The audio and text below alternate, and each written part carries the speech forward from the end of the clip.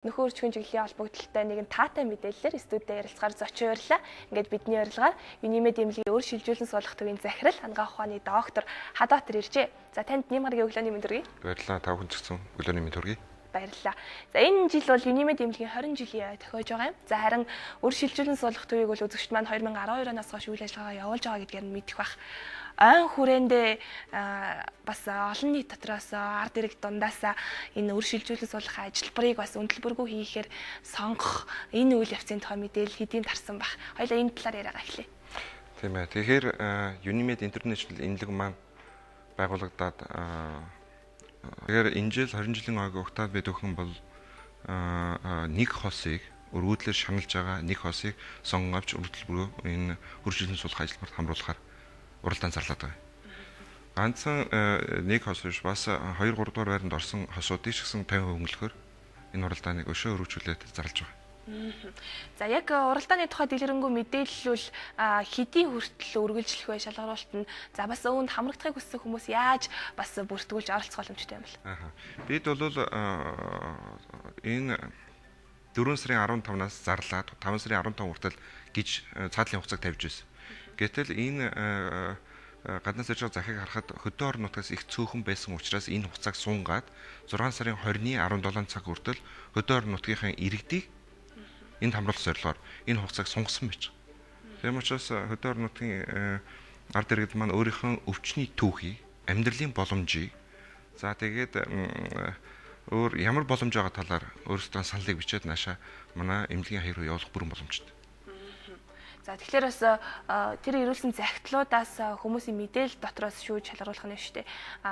Амжиргааны төвшин, биеийн онцлог ч юм уу, тухайн хүний нас гэдээ бас олон гол үзүүлэлтүүдийг үндэслэх бах тийм ээ. Мэдээж энэ дээр нас чухал үр гүйцэтгэн. Тэрнээс гадна энэ амьдралын боломжийг бас харъя. Яг бол энэ тэр дээр үн төлбөргүй учраас үнэхээр хүсэл мөрөөдөл тийм энэ боломж байхгүй. Гэхдээ энэ өргөдлөөр олон жил шаналж байгаа энэ хосыг шалгаруулж энэ үйл ажиллагаанд хамруулъя л гэж энэ хуралдааныг зарлаж байгаа юм. Яг өртгийн хувьд одоо ингээд өнөөдрийн ханшаас ч юм уу тийм ээ нэг хосыг ингээд өр шилжүүлэн суулгах ажилбарт хамруулаад за дараа нь магадгүй ингээд бүр төгснөөс хойш тэр эмчийн хяналтанд орох хугацаа энэ төргээ тооцвол хэдийн хэмжээний төгрөг байдаг вэ? Яг тэр хизээ хүртэлх эмчийн үүслийн хяналтанд хамруулахаар танахаас бас үүнд хариуцлагатай оролцох уу? Бид өхөн болвол энэ 2014 оноос хойш ерөөсөө энэ өр шилжүүлэн суулгах хөтөлбөрийн үн хөдлөөгүй 8-10 сая төгрөг. Яагаад 8-10 сая төгрөг байгаа юм? Залуу эмэгтэйчүүдэд гаднаас тарьж өгж байгаа тарианы тоо хэмжээ бага байдгийг. Гэтэл нас агт тусам гаднаас орж ирж байгаа тарианы тоо их байдаг учраас энэний зөрүүнөөс 8-10 сая төгрөг гарч ирээд байгаа. Тэ. Энэ хөтөлбөрт нэгдүгээрт энэ им тариа өөрөөр хэлбэл үнчин тарихны цэвэр гормоныг гаднаас тарьж өгөх энэ тариа бол үн төлбөргүй болгогдно. За бүх хяналтууд үн төлбөргүй. Өр шилжүүлэн суулгах процедур өөрөө үн төлбөргүй. За түүний дараа хэрвээ жирэмсэн болоод явах юм бол 16 недэл буюу ихэс үсээ дууслаа. Одоо энэ зөвхөн тухайн эмэгтэйгээс хамаарна гэсэн тохиолдолд энэ харьяа дүргийн хяналтанд ч юм уу эсвэл орон нутг руу явуулах ийм боломжтой. Энэ бүх хүртэл үн төлбөргүй үйл ажиллагаанд хамрагдана л гэсэн. 12 нас хойш жишээ нь яг ингээд танаа өр шилжүүлэн суулгах төв дээр бас хичнээн ажилбарууд хийгдсэн байна. Ер нь өргүүдлийн одоо яг нас нь залуучуудын хэмжээнд бас сүүлийн тохиолдлууд нэмэгдсэн гэж яриад байдаг шүү дээ. Ер нь бол 2012 оноос хойш 1800 хүн энэ ажилбарт хамрагдсан. Давтанч бай тийм ээ. Энэ дотроос бол одоо бараг 500 гаруй хүүхэд бол төрчөөд байж байгаа. Тэгээ энэ дотор бол нэг 35% нь бол 2 ихээр за 3 ихээр бол нэг 8 за бус нь бол байглаараа нэг хүүхэд болсон байх шээ. Ер нь бол нас залуучж байна. Энэ юутай холбоотой юм бэхээр юуны дөрөнд бол өрсөлдөгч маш их байна. Энийг ерөөсөө эмчлэхгүй байна. За хүсээгүй жирэмслэлд үүдэлтэй уман хүндийд ажилбарууд маш их хийгдэж байна. Тийм ээ. Он удаан жил спираль тавигдж байна. За хэвлээд мэдээж хөдөө орон нутгаас ирж байгаа ихэнх эмэгтэйчүүд бол олгойг оройтож оншилсан үнээс үүдэлтэйгээр наалдас маш их үүссэн байх жишээ. Энэ бүгд бол өргөдөлд ямар нэгэн байдлаар хүрэж байна. За хот орон нутагт болохоор ерөөхдөө бол маш их замбраагүй олон газар хажигдсан эмчилгээ оноогүй тийм ээ гих мэтчлэн Үүнээс үүдэлтэйгээр өргөдөл бол нэмэгдэж байгаа нь үнэн. Үнэн. Ялангуяа эрэгтэй өргөдөл бол сүүлийн үед маш ихээр нэмэгдэж байна. Хоёрлын үрийн хоолой хаалттай, хаашаа хандхаа мэдэхгүй. Яг бол хөдөр нутагт бол эрэгтэй өргөдлийг онцлох ийм мэрэгчлэлт ерөөсөө бэлтгэдэггүй. Энэ талаар анхан шатны мэдлэг бол их хомсон байгаа. Дэлхийн нийтээр энэ зүгээр боломж гэж харах хэрэгтэй. Би өвчнөлдөө ч гэсэн тэгж хэлдэг. Энэ зүгээр боломж юм шүү хүмүүсээ. Энэ төгс арга биш ээ. Энэ наснаас хамаарат энэ жирэмсэн болох магадлал янз бүрийн давтамжтай байна. Энэ ганц Монгол улсын хэмжээнд биш. Дэлхийн нийтээр энэ. Жишээ 32 нас дотор байгаа эмэгтэйчүүдийн жирэмсэн болох магадлал 50-аас 80%. Энэ тэгтээ зөвхөн стандарт үйл ажиллагаагаар явагдаж байгаа өршөөлөн сулах хөтөлбөрийн хэмжээнд яригдаж байгаа энэ давтамжууд. Гэтэл 36 нас дотор энэ 40% буурж ирж байгаа. Гэтэл 40 настай эмэгтэй хүнд 25%, 40-с насныханд 10-аас 15%. Энэ олон дэлхийн хим хэмжээ. Би түүхэн энэ л арамд л эргэлдэн. Тийм учраас хүмүүс битгий шантраараа нэг ороход бол юу ч биш шүү. Давтан орох, хоёр дахь, гурав дахь, магадгүй зарим нь бол 3 ороо жирэмсэн болсон тохиолдол бий. Тийм учраас энийг зүгээр боломж гэж хараач. Жишээ нь одоо мэдлэг өвчнгүүд бол тухайн эрхтийг аваач юм уу эсвэл эмчлээд үйл ажиллагаа төгс дуустдаг тийм үү? Олгыг авлаа ингээл асуудал дуслаа. Гэтэл нөхөн үржих үйл ажиллагаа тийм байдгүй. Заавал ингэж эргэх холбоо буцгал бас явагддаг. Зарим нь бол эхний удаа эхнийхаараа болоод явцдаг. Хоёр дахь удаа би одоо жилийн дараа дахиад хөвгтэй болъё тийм ээ. Гэтэл хоёр дахь, гурав дахь болж байгаа шүү дээ. Тийм учраас энэ бол зүгээр боломж юм аа хүмүүс. Тэгэхээр бас орон нутгаас илүү хүмүүсийг хамруулах өргөдөлтэй залуу иргэд болоод өөр одоо шин гэр бүл хосуудыг бас татаа оролцуулахын тулд энэхүү сонгох уралдааны хугацаа хойшлогдсон байна. Тийм учраас үзэгч та бүхэн өөрсдийн материалаа бүрдүүлээд за бас Unimed имэлгийн веб хуудас болоод Facebook хуудасуудаар нь дамжуулан мэдээлэл авч захидлыг ирүүлэх боломжтой юм байна. Ер нь ингээд нөхөн үржих чиглэлийн мэдээж одоо энэ хүн амын өсөлт цаашлаад одоо эрүүл мэндийн олон талт үзүүлэлтүүдийг нэмэгдүүлэхийн ажил бол маш цаг хугацаа шаардсан, хөрөнгө мөнгө зарцуулсан. Заашлаад бол хамтын ажиллагаа болоод итгэлцэлтээр бий болдог үйлс шүү дээ. Тэгэхээр ер нь та яг ингээд байгууллагынхаа бас 12 оноос хойш үйл ажиллагаа явуулж ирснийх. За бас энэ одоо нөхөрчгөн чиглэлээр цаашдаа олон төлөвлөгөөтэй ажлууд хийгдэх хөтөлбөрүүд байгаа ах тийм үү. Гол ач холбогдлын иргэдтэй олон бүр үр дүнгээр нь таниулсаар байгаа гэж ойлгож байна. Би түүхэн бол одоо 100 аймагуудаар баг ихэнхээр нь явсан. Яг бол одоо нөхөрчгөн үйл ажиллагаа чи ийм байгаа юм шүү хүмүүс эртэн шиг цаг хугацаа алдахгүй хандаач. Ялангуяа нас 35 наснаас хойш ер нь жирэмсэн болох магадлал огцон бууж эхэлдэг. Үүнтэй холбоотойгоор эмгтээчүүдээ бити цаг алдаач. 1 жил харлаа, 2 жил харлаа. 1 жил болвол ерөөсөө л энэ өргүүдэл гэдэг категорид орох хугацаа юм байна. Хугацаа.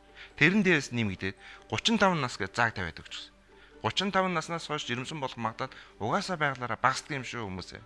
Тийм учраас хэрвээ жил 2 жил болсон бол хугацаа алдахгүй энэ яг мэргэжлийн чиглэлтэй нэмэлтгээр хандаач гэсэн утгаар би түүхэн бол дархан сургалт явуулсан, Эрдэнэтэй болсон, за зүүн аймагуудаар явж сургалт явуулсан. Энэ ганцхан хөдөр нутгийн иргэдийг хамруулаад зогсохгүй эмч нарыг бас энэ талаар. Ягаад гэвэл нөхөн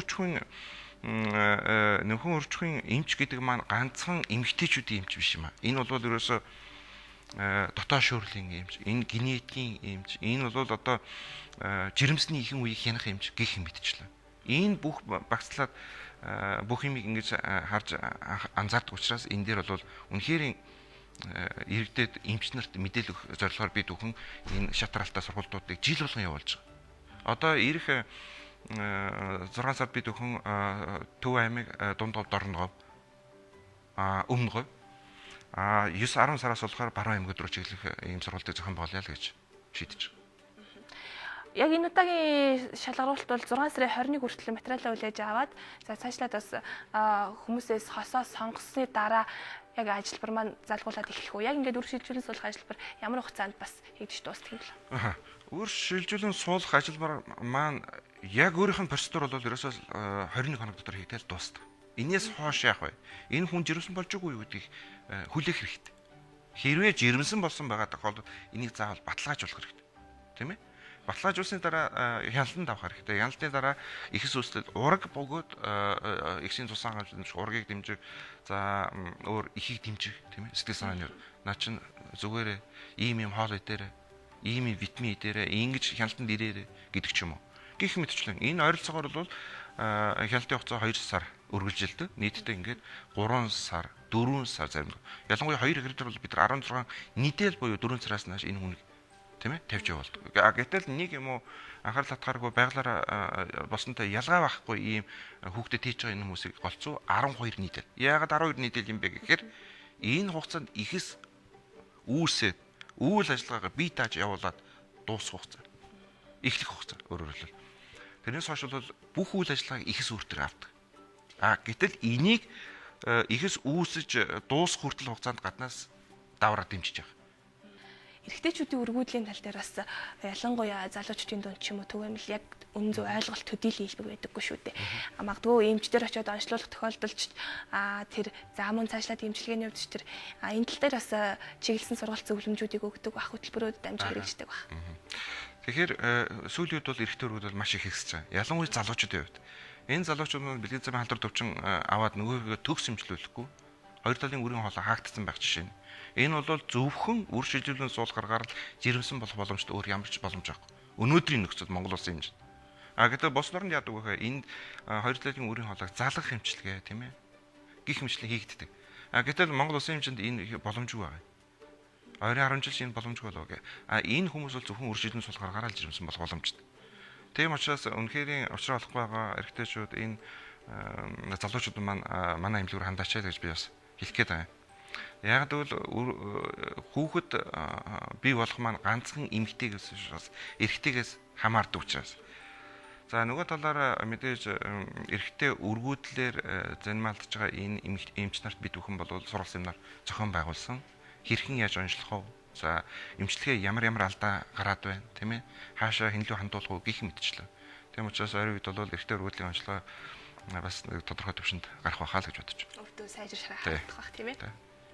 За үзэгч та бүхэнд бас энэ өглөө дэлгэрэнгүй мэдээлэл өгсөн баг. Та 6 сарын 21 хүртэл өөрийн өвчний түүх, за одоогийн нөхцөл байдал цаашлаад амжиргааны төвшний тодорхой үзүүлэлт зэрэг мэдээллүүдээ цахим захидлын хэлбэрээр ирүүлэх боломжтой юм шүү.